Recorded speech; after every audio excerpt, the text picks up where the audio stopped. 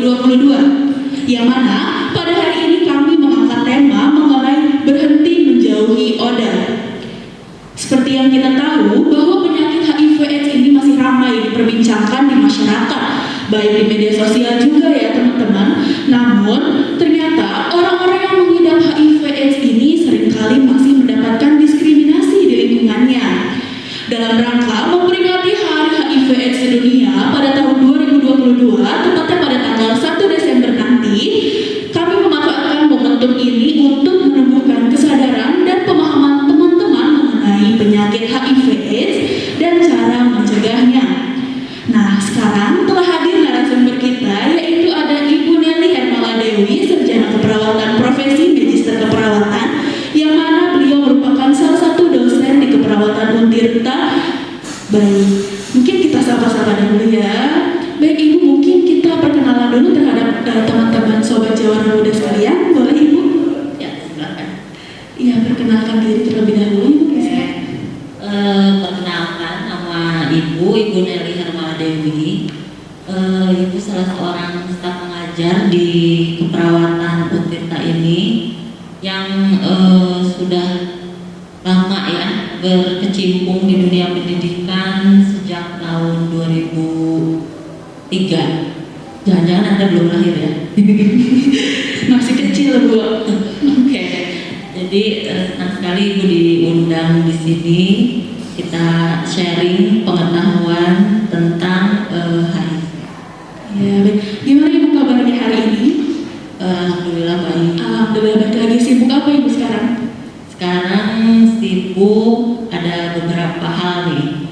Pertama pengajaran kebetulan beberapa mahasiswa sedang praktek klinik. Jadi ada pembimbingan klinik, kemudian pengajaran juga di kelas. Ya, cukup sibuk sekali Ibu. Semoga Ibu sehat selalu ya Bu ya, dengan padatnya kegiatan saat ini. Baik Ibu, mungkin kita langsung ngobrol-ngobrol aja kali ya Bu ya, tentang berhenti untuk menjauhi ODA. Nah, sebenarnya kita ini kan sering kali ya Bu ya mendengar tentang penyakit HIV/AIDS gitu. Sebenarnya apa sih Bu penyakit HIV/AIDS itu? Penyakit HIV/AIDS itu adalah penyakit yang disebabkan oleh virus. Ya, virusnya itu adalah virus HIV, Human Immunodeficiency Virus, di mana virus ini mempunyai sel target di manusia itu adalah CD4. CD4 itu merupakan salah satu rangkaian dari sistem kekebalan tubuh, sehingga dengan sel target dari HIV adalah CD4, mengakibatkan CD4-nya itu akan tertekan karena terinfeksi virus, terjadi kematian sel, sehingga CD4-nya itu menurun sampai di bawah 200. Nah, ketika CD4 menurun, otomatis sistem kekebalan tubuh kita ini akan lumpuh, ya, akan mengalami kehilangan fungsi. Nah, ketika infeksi sudah terjadi, nah itu karena CD4 tidak bisa berfungsi optimal. Jadi mulailah ada infeksi, dimulai dengan periode window yang berlangsung 5-10 tahun pada penderita HIV, atau pada awalnya itu asimptomatik. Jadi si virus masih proses invasi ya ke dalam tubuh manusia. Nah, ketika sudah terjadi dari penurunan CD4 ini, maka akan terjadi berbagai penyakit yang disebut kita infeksi oportunistik. Jadi infeksi sekunder yang terjadi karena penurunan kadar CD4. Nah, ketika udah infeksi terjadi, itu bisa semua terjadi. Bisa dari mulai berbagai organ terserang, ya, mulai dari paru-paru yang sering terkena, nanti pasien menjadi TBC, kemudian juga ke rongga mulut jamur berkembang karena terjadi kandidiasis, ke organ lain sampai sarkoma Kaposi di otak. Berarti awalnya itu dari virus ya Bu ya, akhirnya menyerang ke seluruh organ tubuh sampai timbulnya penyakit lain seperti TBC tadi ya Bu ya. Lalu faktor-faktornya apa saja ya Bu bisa mempengaruhi adanya penyakit HIV/AIDS itu? Gimana ulangi? Faktor-faktornya Bu, jadi bisa terkena HIV. Oke. Jadi kita harus tahu dulu apa yang menjadi faktor penularan, ya, penularan HIV. Sehingga faktor-faktor penularan HIV ini adalah kita harus tahu bagaimana si virus itu masuk ke dalam tubuh manusia. Nah, virus ini masuk itu melalui proses yang langsung, artinya berarti ada kontak invasif ke dalam tubuh yang langsung mengenai pembuluh darah, ya, berarti melewat jarum suntik gitu ya, karena itu langsung masuk invasif. Nah, kedua yang tidak langsung melalui mukosa yang tidak utuh, ya. Mukosa yang tidak utuh itu apa? Maksudnya mukosa dinding mukosa bagian dalam yang tidak utuh, artinya mudah sekali untuk terluka. Nah, itu adalah salah satunya di organ seksual.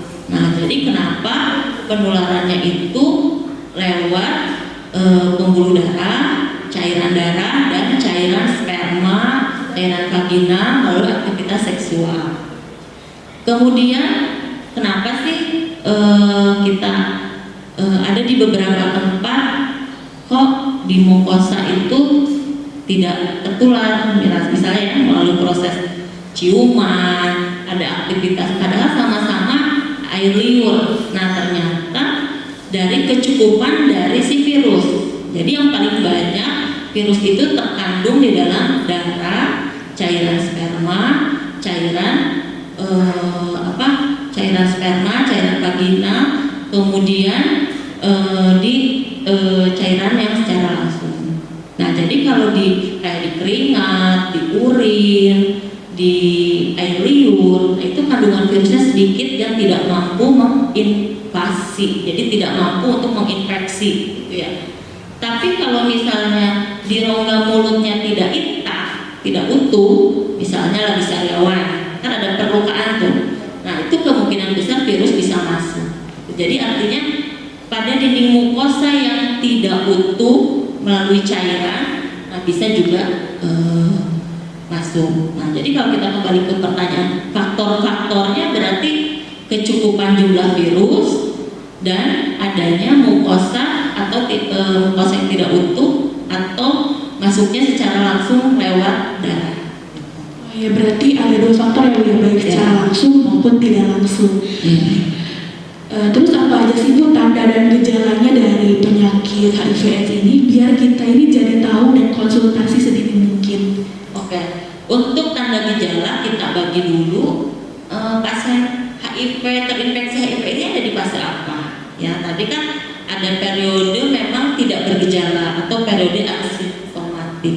Nah, tetapi periode asimptomatik ini adalah pasien tidak merasa dan saat itu biasanya pasien ya hidup seperti orang normal dan nah ini adalah banyak yang tidak tahu bisa untuk menularkan kepada pasien lain. Jadi ada fase asimptomatik, kemudian mulai dari gejala ringan, mulai dari gejala berat sampai masuk dalam kategori AIDS, ya, acute immunodeficiency syndrome. Jadi sudah muncul berbagai penyakit. Nah, periode asimptomatik sampai gejala ringan ini bisa berkisar 5-10 tahun. Itu yang kita sebut dengan periode window atau periode jendela, ya, window period. Nah, di mana saat ini pasien bisa misalnya karena ketidaktahuan dia mengidap HIV, bisa misalnya dia mentransfusikan darahnya sebagai aktivitas donor darah, atau misalnya melaksanakan hubungan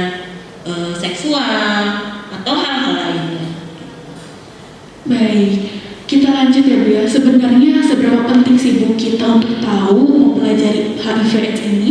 Karena kan terutama ya pada remaja-remaja dan usia saya yang mungkin sekarang tuh lagi dekat-dekat sama lawan jenis ya Bu ya, biar bisa menghindari penyakit ini. Kalau kita bicara bagaimana pentingnya, tentulah sangat penting ya, karena tentu kita sebagai salah satu tenaga kesehatan yang akan berkecimpung dengan pasien HIV, kemudian kita juga sebagai makhluk sosial, berinteraksi, gitu ya, berinteraksi sosial, berinteraksi profesional dengan pekerjaan sebagai perawat. Nah tentu kita harus tahu. Jadi pengetahuan HIV itu supaya tidak menimbulkan tadi kata stigma, gitu ya. Karena ketakutan yang luar biasa, takut tertular, otomatis kita harus menambah wawasan tentang HIV. Mulai dari penularannya seperti apa, menghindarinya seperti apa, gitu ya. Nah yang terpenting itu kalau kita kembalikan itu kepada lingkungan, ya, pola asuh. Bagaimana kita lingkungan bisa membuat aman dari kegiatan-kegiatan yang misalnya free sex, ya, seks bebas. Karena kan tadi kita sudah tahu penularannya itu salah satunya secara tidak langsung yaitu lewat mukosa yang tidak utuh. Nah, salah satu mukosa yang tidak utuh itu ada di dalam vagina. Jadi pada saat terjadi aktivitas seksual, ada penetrasi dari penis, membuat dinding-dinding vagina itu ada perlukaan kecil. Nah, disitulah tempat virus itu masuk. Nah, jadi berarti menghindari seks bebas. Dan jangan lupa juga narkoba. Ya, narkoba misalnya dari dalam jarum suntik, otomatis akan ada infeksi secara invasi penggunaan jarum suntik. Dulu itu ada satu periode di mana tren banget itu kejadian HIV pada remaja itu diakibatkan pemakaian jarum suntik bersama. Nah kalau sekarang trennya itu pemakaian narkoba itu yang sabu-sabu yang dihisap. Nah ketika sudah menghisap sabu-sabu sudah dalam keadaan tidak sadar, maka akan terjadilah seks bebas. Nah, jadi itu suatu kegiatan yang simultan gitu ya. Jadi itu hal-hal yang harus dihindari. Kemudian pola asuh, bagaimana kita dekat dengan keluarga, ya. Kalau misalnya kita kos, misalnya anak kos, nah bagaimana Anda mempunyai suatu komunitas yang bermanfaat, ya. Komunitas artinya yang misalnya menitik beratkan pada belajar, bagaimana mencari ilmu pengetahuan. Dengan adanya komunitas Anda tidak merasa lonely atau kesepian. Nah biasanya kan para perempuan-perempuan ini karena sudah kodratnya itu ingin disayangi, dicintai. Nah biasanya itu hal-hal yang tren negatif itu karena yaitu pola asuh. Jadi dia merasa saya ini sendirian, saya harus mencari seseorang. Jadi nanti pelampiasannya ke seks bebas dan lain-lain. Kemudian yang terakhir kembalikan kepada agama, ya bagaimana itu fondasi, ya itu fondasi yang harus kita miliki dengan ingat bahwa itu satu hal yang berdosa akan mengakibatkan keburukan yang terjadi di masa depan seperti itu. Jadi banyak sekali yang harus kita tahu gitu ya supaya saya tidak terjebak ke dalam virus HIV. Nah, karena mungkin bisa Ibu ceritakan di sini banyak sekali profesi ya yang bisa terkena HIV, termasuk tenaga perawat juga. Jadi tenaga perawat itu kan kalau di rumah sakit dia misalnya APD-nya bagus ya, alat pelindung diri, handscoon dan lain. Nah, tapi dia lupa karena sebagai manusia biasa ada dalam satu fase kehidupan. Nah, mulailah seks bebas dan lain-lain. Nah, jadi kita ada dua hal nih sebagai makhluk sosial juga sebagai makhluk profesional yang sebagai perawatnya. Ini yang kedua-dua ini harus kita komprehensifkan untuk menjaga supaya kita tidak terkena HIV. Jadi intinya walaupun kita masih remaja penting ya Bu ya untuk menambah wawasan mengenai penyakit HIV/AIDS ini biar bisa mencegah agar tidak tertular. Lalu langkah-langkah apa saja sih Bu yang bisa kita lakukan sebagai remaja untuk menghindari atau mengedukasi adik jika sudah ada yang terkena gitu Bu? Nah, kalau misalnya sudah, kita kan tadi preventif ya, bagaimana mencegah. Nah, kalau sudah kejadian, berarti kita masuk pada tahap kuratif dan rehabilitatif. Pertama, kuratif untuk pasien itu supaya bagaimana dia bisa hidup secara produktif. Nah, otomatis pertama dia harus tahu bahwa secara dini, secara awal, ketika kita tadi ada tanda gejala yang kok sakitnya nggak sembuh-sembuh ya, gitu ya. Nah, kita mulai edukasi supaya orang tersebut segera pergi ke rumah sakit, segera melakukan tes, ya, tes untuk ELISA untuk mengetahui HIV. Nah, kemudian setelah itu kita dorong supaya dia melakukan pengobatan secara reguler sepanjang hidupnya, seumur hidupnya, dengan pengobatan ARV, antiretroviral. Jadi bagaimana obat tersebut membuat virus itu tidak aktif di dalam tubuh. Nah, ketika virus tidak aktif, otomatis CD4 terus bertambah, otomatis kualitas hidup meningkat, otomatis dia bisa produktif, kemudian tidak mengalami infeksi oportunistik yang tadi TBC, herpes zoster, herpes simplex, ya, sampai sarkoma kaposi. Nah, jadi kuratif. Nah, kemudian rehabilitatif. Kalau kita bicara rehabilitatif kan bagaimana dia supaya bisa kembali hidup normal. Ya, artinya kebanyakan kan pasien HIV itu merasa dikucilkan, ya karena masyarakat ini taunya penyakit itu tidak bisa sembuh, ya. Jadi kalau kena saya takut dong, berarti saya juga akan mengalami hal yang sama. Nah, jadi bagaimana dari kedua arah, dari segi pasien, dari mengedukasi pasien dan mengedukasi masyarakat. Mengedukasi pasien supaya dia bagaimana tidak menularkan, ya, karena fenomena HIV ini seperti fenomena gunung es. Yang sekarang kita tahu angka di 2022 jumlah penyakit pasien HIV/AIDS sekitar 500 ribuan atau 5 jutaan. Nah, sekarang bagaimana itu kan terus berkembang. Itu yang ke rumah sakit. Bagaimana dengan yang tidak? Karena HIV ini biasanya satu anggota keluarga terkena, misalnya suami, ya, entah karena pekerjaan suaminya misalnya berpisah, ya, berpisah dengan istrinya jauh gitu, ya.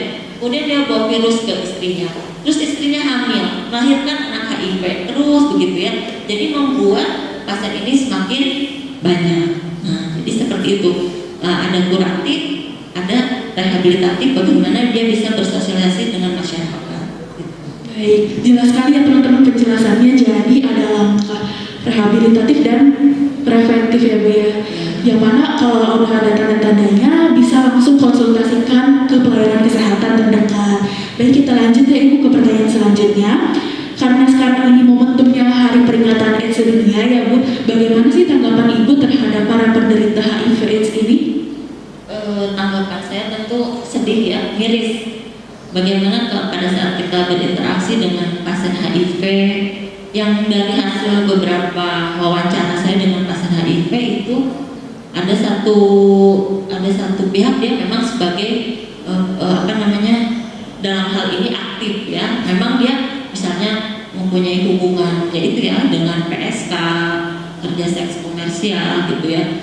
Kemudian dia aktiflah terhadap bagaimana kehidupan yang negatif. Nah, tetapi yang paling miris ketika itu tadi yang saya ceritakan, dia terkena dampaknya, jadi tidak aktif, ya. Dia tidak tahu kalau suami saya itu membawa virus pulang ke rumah. Nah, itu yang paling miris, ya. Jadi apalagi udah terkena anaknya yang masih kecil, masih balita, ya. Jadi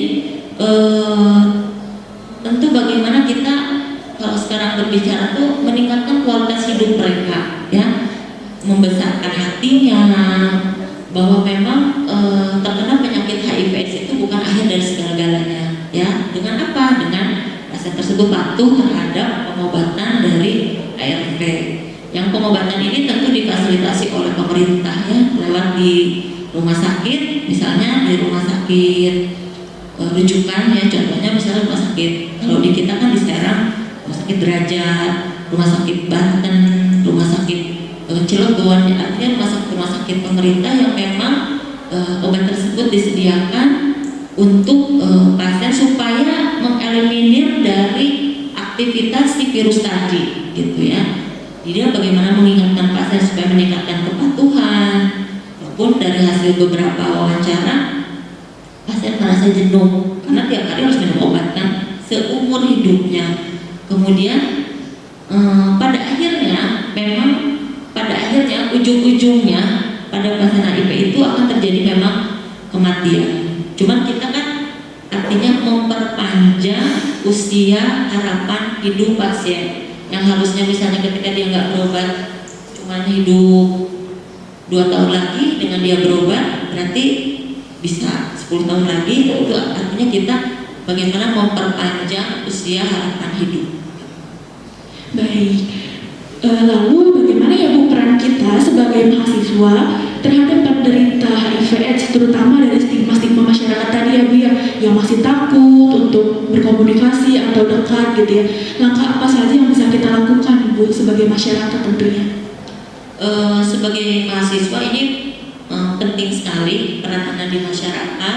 Lakukanlah suatu program yang sistematis, kemudian contohnya misalnya suatu program mau edukasi. Ketika Anda mau mengedukasi masyarakat, tentu program itu harus sistematis, harus ada jadi tidak hanya kita penyuluh yuk, tapi udah gitu ya. Nah, jadi harus ada satu satu kesinambungan ya, kesinambungan dari satu program itu. Misalnya saya akan memberikan konseling pendidikan kesehatan pada masyarakat. Nah, sebagai mahasiswa itu perannya sangat dibutuhkan oleh masyarakat ya, karena tadi untuk meningkatkan pengetahuan.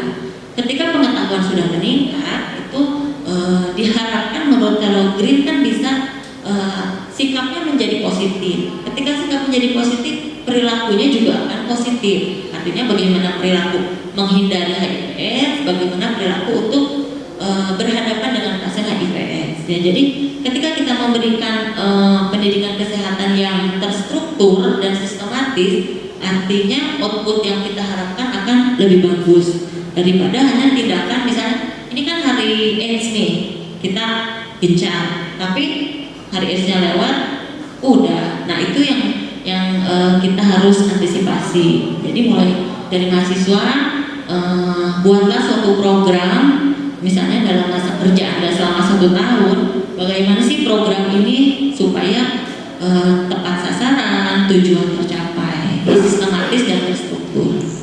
Baik, dengan mengadakan program edukasi kesehatan biar menghasilkan output yang positif tentunya ya Bu ya, itu yang dapat kita lakukan sebagai mahasiswa. Nah, baik Ibu, karena kebetulan kemarin kita udah open Q&A di akun Instagram Himpunan Mahasiswa S1 Keperawatan Untirta, dan ini ada beberapa pertanyaan yang sudah saya rangkum. Baik, kita mulai ya dari pertanyaan yang pertama, yaitu mengapa orang yang terdampak HIV/AIDS seringkali terlihat sangat kurus tubuhnya? Oke, kenapa terlihat sangat kurus? Nah, kurus itu merupakan suatu akibat yang disebabkan karena tadi pertama si CD4-nya kan, CD4 masuk menginfeksi tubuh. Nah, kemudian pada akhirnya sistem kekebalan menurun. Nah, biasanya terjadi infeksi oportunistik. Nah, ketika terjadi infeksi oportunistik, contohnya TBC misalnya, nah otomatis energi yang dimiliki manusia tersebut, orang tersebut akan dipakai untuk bagaimana dia menghadapi infeksinya. Jadi metabolismenya akan terserap ke situ, sehingga cadangan-cadangan makanannya habis, ototnya berkurang, lemaknya berkurang, maka akhirnya berat badannya turun. Ya, jadi terlalu banyak infeksi atau terlalu banyak penyakit sehingga berat badannya itu turun. Oh iya baik. Jadi karena awalnya itu dari metabolismenya Ibu ya, yang terserang, akhirnya kan energi-energi dalam tubuh pun harus bergerak lebih keras gitu ya Bu ya. Akhirnya berat badan pun menurun. Begitu ya teman-teman yang sudah tanya di akun Instagram. Lalu kita lanjut ya Ibu, pertanyaan yang kedua. Mengapa air liur tidak termasuk penyebab HIV/AIDS? Padahal kan cairan tubuh juga. Tadi sudah dibahas ya biar mungkin bisa diperjelas lagi Ibu. Ya. Contohnya seperti kissing, apakah pasangannya itu bisa tertular juga? Begitu Ibu.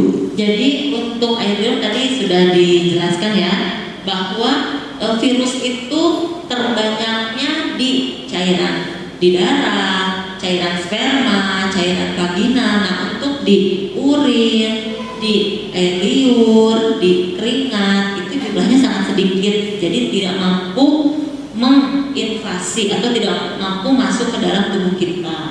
Nah, tetapi hati-hati. Walaupun air liur itu tidak masuk, ketika mukosa kita tidak utuh, nah itu hati-hati juga. Karena kan sekarang free sex itu banyak sekali ragamnya, ya, mulai dari macam-macam sampai seks oral, seks anal. Nah itu yang mengakibatkan si virus-virus yang tadi ada di cairan vagina ketika orangnya seks oral, seks anal, nah itu akhirnya menjadi tertular. Oh ya, jadi seperti ini ya teman-teman, walaupun air liur ini bukan penyebab utamanya, tapi kita tetap perlu berhati-hati. Baik, kita lanjut ya Ibu ya, pertanyaan yang selanjutnya. Apakah pengobatan HIV/AIDS ini gratis atau tergolong sebagai pengobatan yang mahal? Dan apakah ada pengobatan tradisional untuk menyembuhkannya? Nah, untuk pengobatan ini pertama pemerintah memfasilitasi ya lewat rumah sakit negeri ya. Nah, atau rumah sakit swasta juga mungkin sebagai rujukan ada. Kalau dikatakan mahal, jelas mahal ya, karena pengobatan ini seumur hidupnya ya, seumur hidup. Jadi otomatis kos yang harus dikeluarkan oleh pemerintah atau oleh pasien tentu akan meningkat dibanding dia tidak mengalami HIV. Kalau mahal jelas mahal, hanya mahalnya bisa berubah jadi gratis ketika dia berobatnya ke rumah sakit rujukan gitu ya, dan bisa menggunakan juga dengan program BPJS. Kalau untuk pengobatan tradisional apakah ada Ibu? Pengobatan tradisional, jadi memang belum ada ya, karena tadi ini kerjanya tingkat sel loh, tingkat DNA, tingkat RNA. Hanya beberapa waktu lalu saya mendapati informasi di kabar online ya, itu ada pasien HIV di luar negeri yang sudah sembuh dengan kecanggihan teknologi. Jadi ada beberapa pasien HIV sudah bisa disembuhkan. Nah, kenapa HIV ini sangat sulit untuk sembuh? Karena si virusnya ini pintar banget ya, pintar banget dalam bermutasi genetik ya. Dia berubah virusnya jadi kelompok B. Jadi virus yang ada di dalam satu orang itu tidak homogen. Jadi HIV itu kan ada ragamnya. Nah, si virus itu bisa berubah. HIV misalnya jenis A, dia mutasi genetik lagi jadi jenis B. Selanjutnya C. Jadi ketika diberikan obat itu dia terus mengalami resisten. Nah, makanya kita hanya mampu untuk membuat virus itu dorman atau tidur atau inaktif. Nah, cuma dengan kecanggihan sistem pengobatan ya, nah itu ternyata sudah ada yang sembuh. Nah, jadi sepertinya kalau penyakit herbal ya atau tradisional itu sebenarnya belum bisa. Baik, jadi untuk pengobatan tradisional itu belum ada, tapi untuk pengobatan di rumah sakit itu sudah ditanggung oleh pemerintah, begitu ya Bu? Iya. Baik, kita lanjut ke pertanyaan yang terakhir ya Bu ya. Ini sepertinya dari salah satu mahasiswi prodi keperawatan. Pertanyaannya, bagaimana cara kita sebagai perawat atau masyarakat untuk menyadarkan ODA yang belum bisa menerima dirinya dan ingin menularkannya pada orang lain? Menyadarkan ya. Nah, menyadarkan itu berarti bagaimana membuat si pasien ODA juga harus bisa berempati terhadap masyarakat ya. Karena kebanyakan kan ada ingin seperti balas dendam, biar mereka juga seperti saya gitu ya.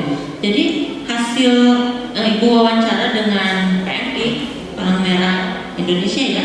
Jadi memang ada beberapa pasien ODA yang dia rutin sebagai donor darah. Nah, tapi kan di PMI itu mempunyai program ya untuk screening darah. Ternyata banyak darah yang ditemukan itu adalah darah dari orang HIV. Nah, kita kan nggak tahu ya, apakah dia sengaja ya ingin ada satu proses dalam batinnya berbalas dendam gitu ya atau apa. Nah, kita harus meningkatkan edukasi juga, bagaimana dia juga bisa bagian dari masyarakat, berempati, jangan sampai seperti itu gitu ya. Baik, begitu ya teman-teman jawaban dari narasumber kita hari ini. Ibu, ternyata semua pertanyaan sudah terjawab. Jadi terima kasih banyak Ibu udah menyempatkan hadir hari ini, terutama ilmu-ilmu yang udah dibagi bersama kita, bersama teman-teman Jawara Muda di rumah. Alhamdulillah acara sudah selesai. Demikian perbincangan kita kali ini. Mudah-mudahan bisa bermanfaat untuk sobat Jawara Muda sekalian. Pastinya bermanfaat dong Bu ya. Kita harus